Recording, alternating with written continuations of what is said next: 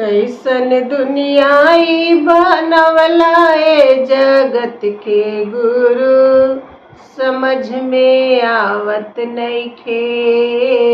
कैसन दुनियाई बनवला ए जगत के गुरु, समझ में आवत नइखे। केहू के कोठावा अटारी, केहू के टूटा ही मड़ैया। केहू के कोठावा अटारी, केहू के टूटा ही मड़ैया। केहू के रोटियोला तरसवला ए जगत के गुरु, समझ में आवत नइखे।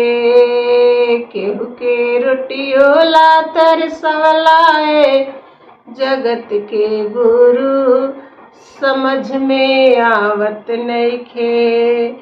कैसन दुनियाई बनवला ए जगत के गुरु, समझ में आवत नइखे। केहू के गाड़ी ऊपर गाड़ी, केहू के बोलेरो के तैयारी। केहू के गाड़ी ऊपर गाड़ी, कोई के बोलेरो के तैयारी। केहू के पैदल ला तरसवला ए जगत के गुरु, समझ में आवत नइखे। कोई के पैदल ला तरसवला ए जगत के गुरु, समझ में आवत नइखे। कैसन दुनियाई बनवला ए जगत के गुरु, समझ में आवत नइखे। कैसन दुनियाई बनवला ए जगत के गुरु, समझ में आवत नइखे।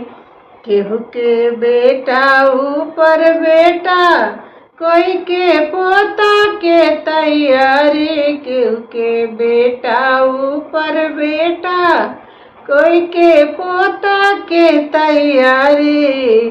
कोई के बेटियोला तरसवला ए जगत के गुरु, समझ में आवत नइखे। केहू के बेटियोला तरसवला ए जगत के गुरु, समझ में आवत नइखे। कैसन दुनियाई बनवला ए जगत के गुरु, समझ में आवत नइखे। कैसन दुनियाई बनवला ए जगत के गुरु, समझ में आवत नइखे।